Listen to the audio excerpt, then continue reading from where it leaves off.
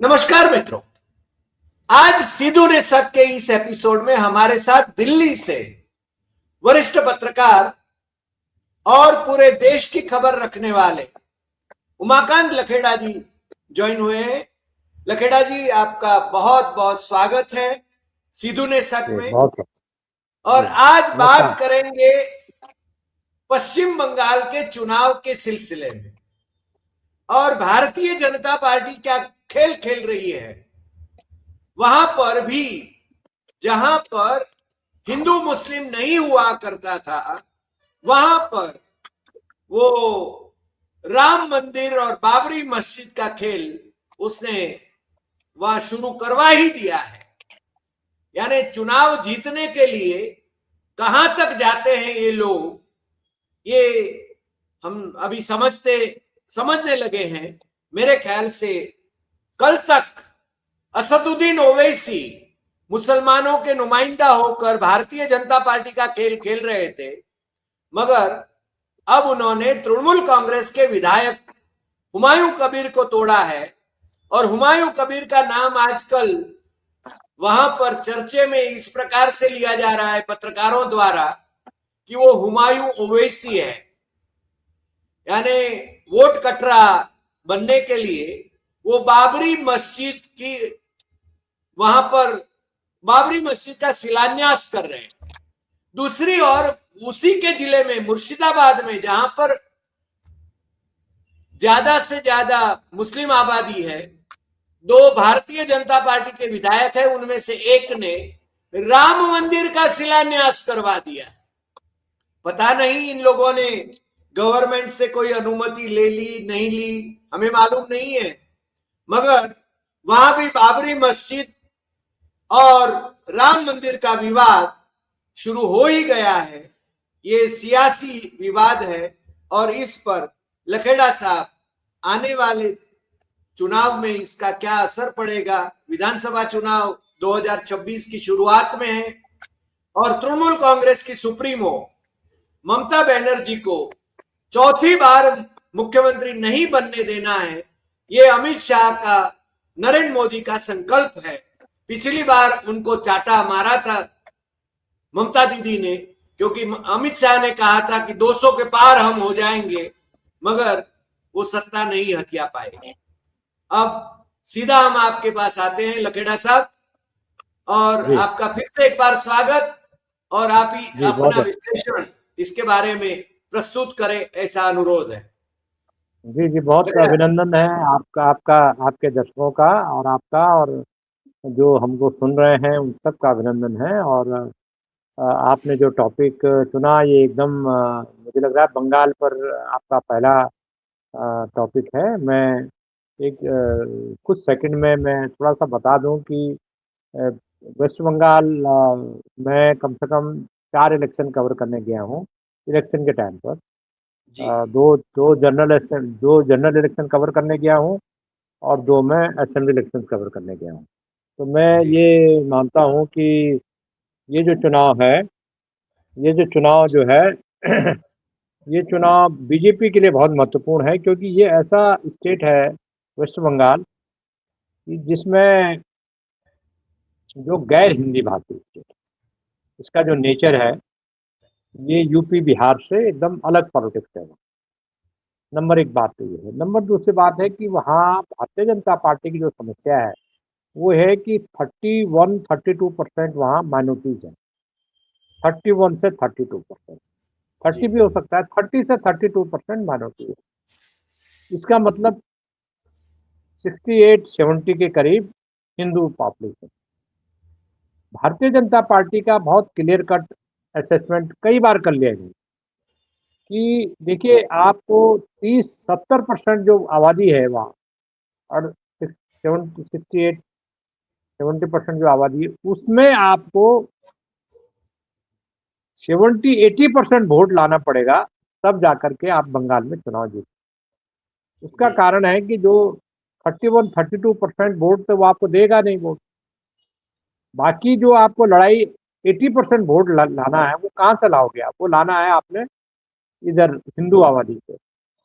और हिंदू वोट जो है इतना जल्दी वहाँ बहकता नहीं है। इतना जल्दी वो जो है इतना जल्दी वो जो है इतना जल्दी हिंदू वोट वहाँ भारतीय जनता पार्टी के चंगुल में इसलिए नहीं फंसेगा कि वहाँ एक अलग कल्चर है।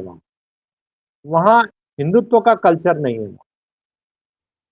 वहाँ की जो सियासत है, वहाँ की जो राजनीति है, उसमें जो बंगला पॉलिटिक्स है, उसका बहुत बड़ा डोमिनेंस है। बंगला राष्ट्रवाद हिंदुत्व से एकदम थोड़ा-सा डिफरेंट है। दूसरा कारण क्या है कि आप वहाँ जो हिंदी में आप तकड़ा भाषण देते हैं, वो बंगाल के 70-80% लोगों के समझ में नहीं आता। तो आप उनको कनेक्ट नहीं कर पाते। जब आप उनको कनेक्ट नहीं कर पाते हैं, तो ऐसी सिचुएशंस में आपके सामने ऑप्शन क्या है? ऑप्शन आपके सामने ये है कि जो मुस्लिम आपको वोट नहीं देते हैं, उन मुस्लिम्स में क्या कोई डिवीज़न करवा सकते हैं आप? वो जो 22% जो मुस्लिम 32% जो मुस्लिम है, 32% 30% जो मुस्लिम्स हैं, वहाँ कोई वर्टिकल डिवीज़न होगा तो ममता बनर्जी 50-60 सीट ऐसी सीट जीत जाती है, केवल मुस्लिम सपोर्ट की वजह से जीत जाती है। ये मुस्लिम सपोर्ट जो है ये टाइम टू टाइम अपना करवट बदलता है। बंगाल का पहले ये टोटल कांग्रेस के साथ था, जब सिद्धार्थ शंकर रे वहाँ के चीफ मिनिस्टर थे इंदिरा गांधी के दौर में। जी, 77। उसके बाद वो कम्युनिस्ट वो लेफ्ट का हो गया, वो लेफ्ट ने कैप्चर कर लिया। और लेफ्ट जब कमजोर हो गया, आइसोलेट हो गया, तो वो उसने कहा कि देखिए भारतीय जनता पार्टी से जो पंगा ले सकता है या मुकाबला कर सकता है तो वो ममता बनर्जी है। तो वो ममता बनर्जी के साथ शिफ्ट हो गया। अभी अभी जो मेरे दो 2011। तीन इलेक्शन, जी 2011 में जब ममता बनर्जी पावर में आई, तो इन्होंने जो जो लेफ्ट वोट था, बड़ा चंक था लेफ्ट वोट का, जो सेकुलर वोट था, जो भारतीय जनता पार्टी को पसंद नहीं करता है, उनको लगा कि यार भाजपा का मुकाबला करने के लिए, क्योंकि अब बंगला बंगला भी एक इश्यू है, बंगला बहुत बड़ा इश्यू है, आपको पता है भाई। जब ईस्ट पाकिस्तान था और वेस्ट पाकिस्तान था, तो क्यों अलग हुआ? अलग होने का सबसे बड़ा कारण था लैंग्वेज, भाषा। यस। उन्होंने कहा कि हम यस। बंगाली मुसलमान हैं, हम ये यस। पंजाबी मुसलमानों के रूल को बर्दाश्त नहीं करेंगे। तो बंगाली मुसलमानों ने, तब तो बंगाली मुसलमान, तब तो देखिए, हम तो भारत तो का तो पाकिस्तान, ईस्ट पाकिस्तान से यही रिलेशन है कि हमने दो टुकड़े करवा दिए इंदिरा गांधी ने। बाकी मैं तो इंडियन इंडियन बंगाल की बात कर रहा हूँ मैं, ईस्ट बांग्लादेश की बात नहीं कर रहा हूँ, पूर्वी बांग्लादेश की बात नहीं कर रहा हूँ। तो ये जो इश्यू है, तो इन्होंने क्या किया, भारतीय जनता पार्टी ने ये इन्होंने कैलकुलेशन कर लिया। इन्होंने 2-3 बड़े सर्वे किए पिछले 6 महीने में, साल भर में, कि कैसे होगा, क्या होगा। उन्होंने कहा जी इसका कोई कोई रास्ता एक ही है कि जो ममता बनर्जी के साथ जो मुस्लिम्स हैं, उनका कोई अगर फेस है, तो उसको उससे कुछ कम्युनल कुछ स्टेटमेंट आने चाहिए, जिससे ममता बनर्जी का वोट बैंक खिसके। तो ये जो बलि का बकरा तो नहीं कहेंगे इसको, बलि का बकरा तो बहुत अच्छा शब्द होता है। ये ये बकरे का भी बकरा है। इसको पकड़ा बीजेपी ने, और इसको 3-4 महीने पहले से इसको साथ डील कर रहे हैं 1 साल से। ममता बनर्जी पहले इसको निकाल चुकी है। ये पहले भाजपा में था, अच्छा, भाजपा से उमर ये, भाजपा में था। यस, ये ओह। बीजेपी में था। ये बीजेपी में शायद 2018 के आसपास से बीजेपी में था। अच्छा। वहाँ भी वहाँ भी ये कुछ साल वहाँ पर रहा है। तो इसकी दाल गली नहीं भाजपा वालों के साथ, फिर ये वापस तृणमूल कांग्रेस में आ गए, क्योंकि इसका जो मुर्शिदाबाद जिला है, वहाँ पर इसका अम, पैसा है इसके पास। और अभी क्या है, मैं आपको बता दूं आपको कि ये कल इसने डिलिबरेटली बयान दिया, इसको बयान दिलवाया गया कि देखिए हम्म। आप ये करो कि अगर ये आप ये देखो ना, दर्शक ये देखें कि सोनम वांगचुक ने क्या बोला। सोनम वांगचुक का क्या कसूर है? एक व्यक्ति जो देश की एकता की बात कर रहा है, शिक्षा की बात कर रहा है, वो सीमा पर अतिक्रमण की बात कर रहा है, वो पर्यावरण रक्षा की बात कर रहा है, वो बॉर्डर स्टेट में रोजगार की बात कर रहा है, वो लद्दाख की जनता से मोदी सरकार ने जो वादे किए उसकी बात कर रहा है, उसको तो आपने एनएसए में बंद कर दिया। और एक व्यक्ति जो जो बाबरी मस्जिद जो ढाई जिन लोगों ने, उन लोगों के कहने पर वो नई बाबरी मस्जिद बनवा रहा है। बाबरी भाई बाबरी मस्जिद अयोध्या में 1992 में 33 साल हो गए, 33 ईयर पहले बाबरी मस्जिद किसने ढाई? बीजेपी आरएसएस के लोगों ने ढाया, कार सेवक। अगर इन्होंने नहीं जिम्मेदारी ढाई नहीं। इन्होंने अगर बाबरी मस्जिद नहीं गिराई तो ये प्रेस कॉन्फ्रेंस करें और प्रेस बयान जारी करें कि हमने नहीं गिराई। तो ये कहते थे कि बाबरी मस्जिद कलंक है भारत राष्ट्रवाद पर, भारतीय राष्ट्रवाद पर, भारत की संस्कृति पर, भारत की कल्चर पर, भारत के ईमान पर, भारत के स्वाभिमान पर बाबरी मस्जिद कलंक है, और हमने कलंक मिटा दिया। और एक नया कलंक भारतीय जनता पार्टी की मदद से मुर्शिदाबाद जिले में कल शुरू हो गया। जबकि उस वहां ये जो विधायक है, ये जो एमएलए है, टीएमसी का सस्पेंडेड एमएलए है, ये बड़ा नोटोरियस कैरेक्टर है। इसका इसका ये काम है, अभी फिलहाल ये क्या कर रहा है, ये कर रहा है कि वहां पर ये पार्टी पॉलिटिकल पार्टी बनाने वाला है, और पॉलिटिकल पार्टी बनाने का खर्चा इसका जेब से नहीं होने वाला। इसको खर्चा दिया जाएगा पॉलिटिकल पार्टी बनाने का, इसको कैंडिडेट भी दिए जाएंगी, इसको पोस्टर दिए जाएंगे, जगह दी जाएगी। और बड़े मजेदार बात यह है कि अगर दूसरा स्टेट होता या दूसरा हाई कोर्ट होता तो इस तरह का कम्युनल स्केल पर आप एक बाबरी मस्जिद बनाने का कैंपेन छेड़ रहे हैं, तो वहां तो बैन हो जाता कि आप इस तरह से नहीं कर सकते हैं, सही आप बात। इस तरह से ये इस तरह से नहीं कर। लेकिन देखिए ना, कल क्या हुआ कि कल कुछ लोग गए कलकत्ता हाई कोर्ट में, एक दो दिन पहले शायद, उन्होंने कहा नहीं नहीं, हम जो है इस तरह की गतिविधि पर कोई अंकुश नहीं लगा सकते। अभी हम कब लगा, अगर अगर ऐसे कोई कर रहा है तो सवाल ये कि चीफ जस्टिस ऑफ इंडिया कहाँ है? हाई कोर्ट को कौन कंट्रोल करता है? चीफ जस्टिस करता है ना। चीफ जस्टिस का काम है, सुप्रीम कोर्ट का काम है। ये भी ऐसी गतिविधि जो चुनाव 3 महीने बाद, वहाँ चुनाव होने हैं 4 महीने के बाद, 2 महीने बाद तो प्रचार शुरू हो जाएगा। ऐसे मौके पर आप ये जो कर रहे हैं तो ये बहुत गलत कर रहे हैं, ऐसा मेरा मानना है। और इससे बहुत बड़ा उत्पात देश में होने वाला है आने वाले वक्त में। चुनाव जीतेंगे, चुनाव हारेंगे, भाजपा रहेगी, नहीं रहेगी, तृणमूल कांग्रेस रहेगी, नहीं रहेगी, लेकिन ये देश यहीं रहने वाला देश है, ऐसा मेरा मानना है। जी। सर, वो जो आपने हाईकोर्ट का जिक्र किया, इसलिए अब हाईकोर्ट का क्या कहें। हाईकोर्ट में ऐसे जजेस भरे पड़े हैं कि जिस जज ने 26,000 टीचर्स की नियुक्ति को गैर कानूनी साबित यानी बताया था अपने ऑर्डर में, और वही कोलकाता हाईकोर्ट के डिविजनल बेंच ने उसको ठीक कर दिया, मगर वो जज इस्तीफा देता है और भारतीय जनता पार्टी में ज्वाइन होता है और भारतीय जनता पार्टी का सांसद बन जाता है, लोकसभा का सदस्य बन जाता है। यानी पहले से ही मिली भगत है ये। देखिए बीजेपी की एक बड़ी खूबी है।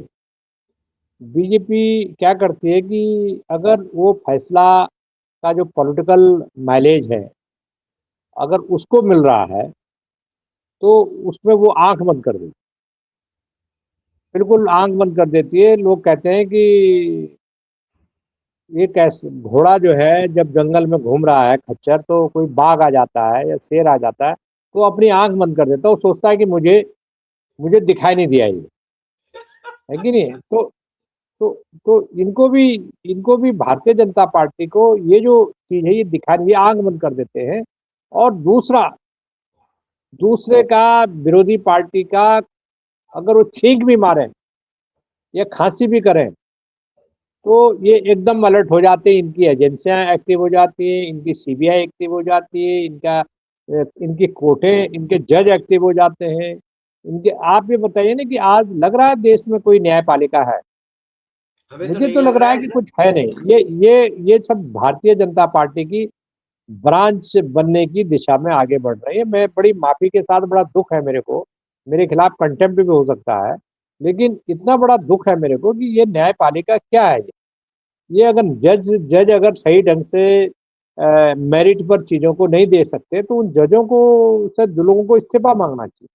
उन जजों को बोलना चाहिए आप इस्तीफा दें, आप इस काबिल नहीं है कि आप इस पोस्ट पे बैठे। दरअसल भारतीय जनता पार्टी का, देसाई साहब, ऐसा है कि भारतीय जनता पार्टी ने चुनाव जीतने के लिए एक ऐसे हथकंडे अपना लिए हैं कि आप उनका मुकाबला नहीं कर सकते। आप और मैं तो क्या करेंगे, हमारे पास तो कोई साधन नहीं है, लेकिन जिनके पास साधन भी हैं वो मुकाबला नहीं कर सकते। इन्होंने भारत के हर एक राज्य में, हर स्टेट में चुनाव जीतने के लिए अलग अलग तरीके अपना लिए। जैसे पहले कोई वैद्य होता था ना, जो नाड़ी वैद्य होता था, तो वो एक ही दवा सारे मरीजों को दे देता था। ब्लड प्रेशर वालों को भी, किसी की चोट लग गई उसको भी, किसी को बुखार आ गया उसको भी, किसी को जुकाम लग गया उसको भी वही दवा देते थे। लोग उनका मजाक उड़ाते थे, अरे इस वैद्य के पास मत जाओ, ये सबको एक ही दवा देता है। लेकिन बीजेपी को जब लगा कि इसमें तो बदनामी हो रही है, हर जगह लूट पाट कर रहे हैं, ईवीएम लूट रहे हैं, वोटर लिस्ट में लूट रहे हैं, वोटर लिस्ट बढ़ा रहे हैं, वोटर लिस्ट काट रहे हैं, तो अब इन्होंने बंगाल के लिए एक अलग वैद्य ढूंढ लिया। वहां ये एसआईआर में बेईमानी कर नहीं पाएंगे क्योंकि पिटाई हो जाएगी स्टाफ की। और ममता बनर्जी ऑलरेडी कह चुकी है कि आप यहाँ आकर के देख लो, आपको यहाँ हम जो है तस्वीर दिखा देंगे कि एसआईआर क्या होता है, क्योंकि सारी मछली तो ममता बनर्जी के कंट्रोल में है। तो इन्होंने वहां गड़बड़ी करने का संभावना इनको कम लग रही है। करेंगे, ऐसा नहीं है कि नहीं करेंगे, करेंगे, पूरी कोशिश करेंगे। लेकिन उसके अलावा इन्होंने ये जो बंगाल में जो ढूंढा है हुमायूं कबीर को, वो बड़ा अद्भुत खेल ढूंढ लिया इन्होंने। और बड़ी इंटरेस्टिंग बात क्या है कि हुमायूं कबीर, जब किसी को आप पार्टी से निकाला जाता है, 2 दिन पहले उसको पार्टी से निकाला गया, कल ही उसको पार्टी से निकाला गया, परसों, कि आप ये हरकत कर रहे हैं, ये गलत है, इससे कम्युनल रॉट हो जाएगा, दंगा फसाद हो जाएगा, इलेक्शन है, तो ये गलत आप कर रहे हैं, तो उसको पार्टी से निकाल दिया। तो पार्टी से अगर किसी को निकाला जाता है तो वो 1-2 महीने तो बेचारा शॉक्ड रहता है। भाई एक पार्टी से आप एमएलए हैं, इलेक्शन होने वाला है, और पार्टी से निकालने का मतलब है कि आपका पॉलिटिकल कैरियर खत्म करना, यही तो होता है पार्टी से निकालने का मतलब। तो वो कहता है 1-2 महीने वो शॉक्ड स्टेट में रहता है कि मेरा क्या होगा, मेरे लोगों का क्या होगा। लेकिन अगला भाई खुश है इस बात से। ये जो हुमायूं कबीर है वो इस बात से खुश है कि उसको पार्टी से निकाला गया। वो तो अपनी पार्टी बनाने वाला है और नहीं 135 नहीं, लोगों को चुनाव में मैं उतारने मैं वाला है। मैं मैं यही तो कह रहा हूँ आपको। इसका मतलब जो आदमी इस बात से खुश है कि मुझे पार्टी से निकाल दे तो अच्छा कर दिया, वो कुछ 2 आवर्स में, विद इन 10-20 आवर्स में वो कह रहा है मैं अपनी पॉलिटिकल पार्टी बनाऊंगा। अब ये बताइए, पॉलिटिकल पार्टी तो उसकी पहले नहीं बन चुकी है। आपको मैं जानकारी दे दूं कि उसकी पॉलिटिकल पार्टी पहले से ही तैयार हो चुकी है। उसकी पार्टी अच्छा, बना रजिस्ट्रेशन चुका हो है वो गया पार्टी, इलेक्शन सब कुछ कमीशन हो में? गया उसका, अरे सब कुछ वाह, हो गया यानी आप तो उसका इलेक्शन कमीशन के अंदर की बातें भी जानते हैं। पार्टी। तो उसकी पार्टी, आप ये बताइए ना कि जब कोई पॉलिटिकल पार्टी, उसने कह दिया मैं 22 दिसंबर को, 22 दिसंबर को मैं अपनी पार्टी की घोषणा करूंगा। 6 तारीख को वो आदमी घोषणा करता है कि मतलब 14 दिन बाद। मुझे बता दीजिए कि 14 दिन में कौन सी पॉलिटिकल पार्टी रजिस्टर्ड होती है, बता दीजिए मेरे को। भाई कोई पॉलिटिकल पार्टी 14 दिन में रजिस्टर्ड होती है? भाई उसका एक प्रोसेस होता है, आप अप्लाई करते हैं, एक उसकी आप फॉर्म भरे जाते हैं, स्क्रूटनी होती है डॉक्यूमेंट की, फिर आपकी डेट लगती है, फिर इलेक्शन कमीशन एक डेट देता है हियरिंग की, उसमें हियरिंग होती है, आपके कागजों की छानबीन होती है। मतलब देखे जाते हैं कि आपने जो वोटर हैं आपके बंगाल के वोटर, बंगाल की पार्टी है, तो जो आप पार्टी बनाने के लिए एक प्रोसेस करते हैं कि आप कम से कम 100-200 वोटर का इनरोलमेंट लगाते हैं उस पर कि ये मेरे वोटर है। फिर इलेक्शन कमीशन उन वोटर की छानबीन करता है। इसमें कम से कम मेरा जो अंदाजा है कि कम से कम 4-5 महीने लगते हैं पूरी प्रोसेस पर, क्योंकि मैंने ये सब प्रोसेस देखे हुए हैं कि कितना लगता है। अब इसका जो है पॉलिटिकल पार्टी पहले ही बन चुकी है, हाँ, और ममता बनर्जी को पता है इसे पॉलिटिकल पार्टी बन रहा है, और मेरे को ये भी पता है कि कितने करोड़ रुपए मेरे पास, चूंकि सही आंकड़ा मोटा मोटा है कि एक मोटा पैसा उसको ऑलरेडी हैंड ओवर किया जा चुका है। मेरे मेरे को अमाउंट का भी पता है, कितनी दी गई है, कब दी गई है, किसके थ्रू दी गई है, वो अमाउंट की भी जानकारी मेरे पास है। मोटा पैसा एक पॉलिटिकल पार्टी बनाने के लिए उसको दिया जा चुका है। नंबर एक बात। नंबर दूसरी बात कि क्योंकि सेंटर गवर्नमेंट आपके साथ है, तो आप ईंटें उठा के आप ले जा रहे हैं, ईंटें लेकर के आप वहां बाबरी मस्जिद बना रहे हैं। आपको ये ऐसे मौके पर जब देश में इस तरह का माहौल है, हिंदू मुसलमान के नाम पर बीजेपी फायदा उठा रही है। बीजेपी को पता लग गया कि इस देश के जो मेजोरिटी हिंदू उसको पसंद नहीं करते हैं, उसकी जो फिरका प्रस्त, उसकी जो नाजीवादी राजनीति है, उसकी जो हिटलरशाही है, उसकी अडानी अंबानी जैसे बड़े पूंजीपतियों को के पेरोल पर इनके लोग हैं। मैं जानता हूं इस बात को। इनके कई नेता अडानी अंबानी के पेरोल पर है, पार्लियामेंट के अंदर भी है, पार्लियामेंट के बाहर भी है, पॉलिटिकल पार्टी के भीतर भी है। और पूरा सिस्टम रुपए बांटने का इलेक्शंस में, वे इनके बड़े बड़े पूंजीपतियों के लोग थाली लेकर के पैसा बांटते हैं। ये भी मेरे को पता है। नहीं तो इतना पैसा कहाँ से आया?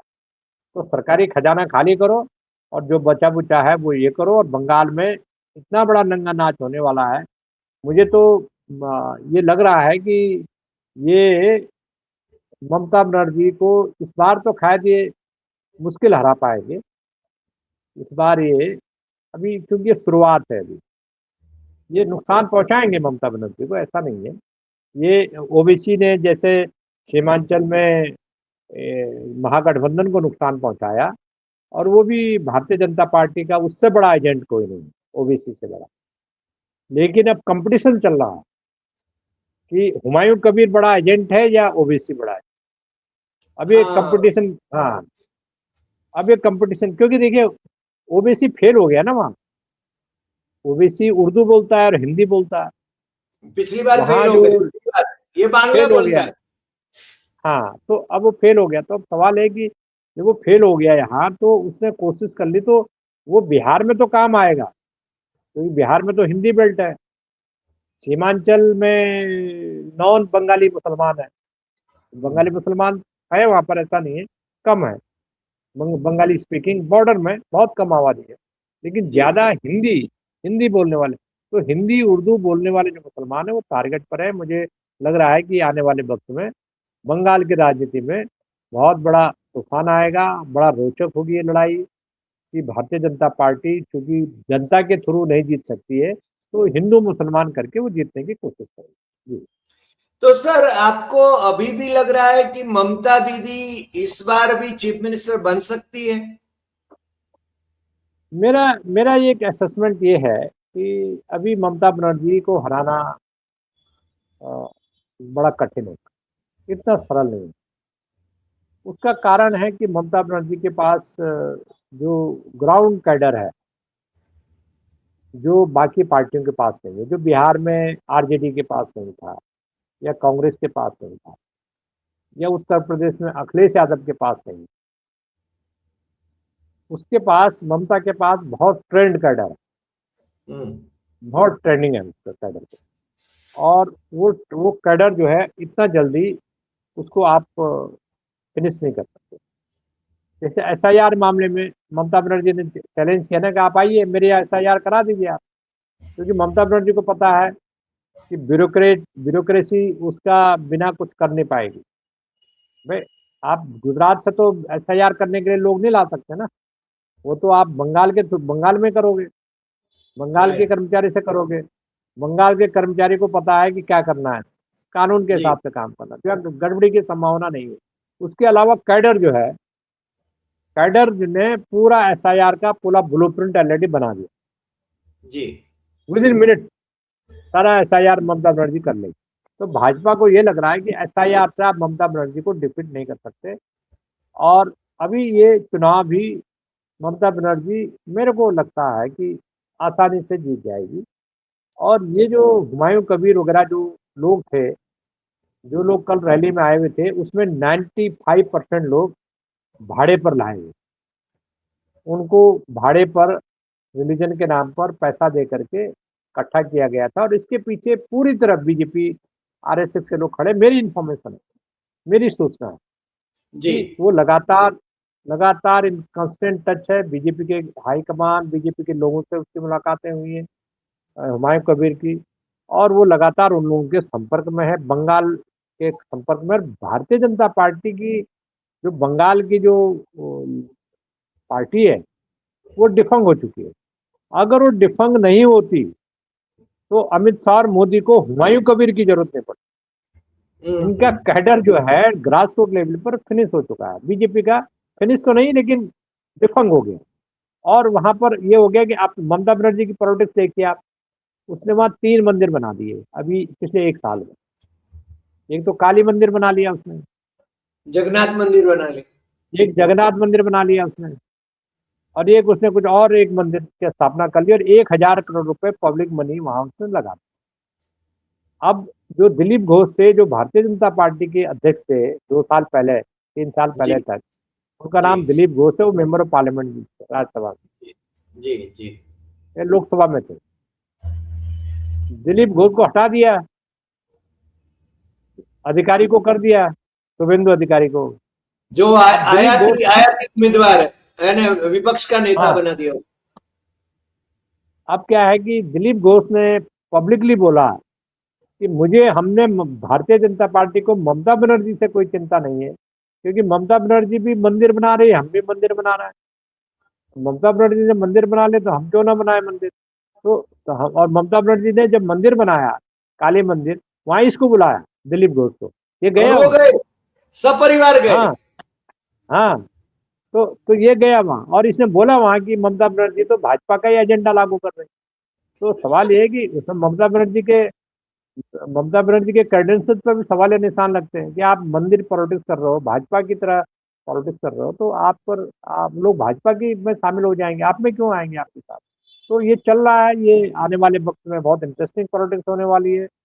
बीजेपी के पास अब इस तरह का टैक्टिस, कम्युनल टैक्टिस, मुस्लिम में डिवीजन करके, मुस्लिम वोट में बांट के, वहां को डिवाइड करके अपना फायदा उल्लू सीधा करने के अलावा ममता बनर्जी के पास, सॉरी, बीजेपी के पास कोई उपाय नहीं है। और वो इसी तरह कम्युनल कार्ड खेल करके बंगाल का चुनाव जीतने के लिए कोशिश करेगी। वो कोशिश उसकी सफल होगी, सक्सेस होगी, नहीं होगी, मैं नहीं जानता, ये तो टाइम बताएगा। लेकिन बीजेपी ने एक रास्ता ढूंढ लिया है कि ये दवा है, इस दवा के जरिए हम बंगाल को में फाइट में आ सकते हैं। क्योंकि मुस्लिम वोट में अगर हमने डिवीजन कर लिया तो ममता बनर्जी को, कांग्रेस को, कम्युनिस्टों के बीच में मुस्लिम वोट बटेगा और उसका फायदा हमें मिल जाएगा।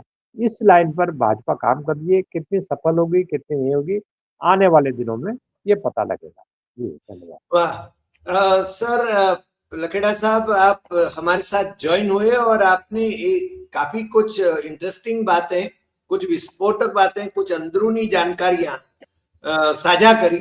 और विशेष रूप से हुमायूं कबीर कभी भाजपा में था, ये बात आपने जब कही तो उसका आज का कनेक्शन जो है वो भी बेनकाब हो जाता है। वैसे भी भाजपा ऐसे खेल खेलती रहती है, ओवैसी के मार्फत खेलती थी, अब वहां बांग्ला ओवैसी उनको मिल ही गया है। अब फिर भी ममता दीदी के साथ उनकी फाइट कैसी रहेगी, इस पर हमारी नजर तो रहेगी ही रहेगी। कौन जीतता है कौन हारता है वो भी देखा जाएगा, क्योंकि अभी चुनाव ज्यादा दूर नहीं है। आप हमारे साथ जुड़े और ये जानकारी हमारे से दर्शकों से भी साझा करी, उसके लिए आपका बहुत बहुत धन्यवाद। और फिर मिलेंगे नए एपिसोड में नए विषय के साथ। बहुत धन्यवाद। नमस्कार।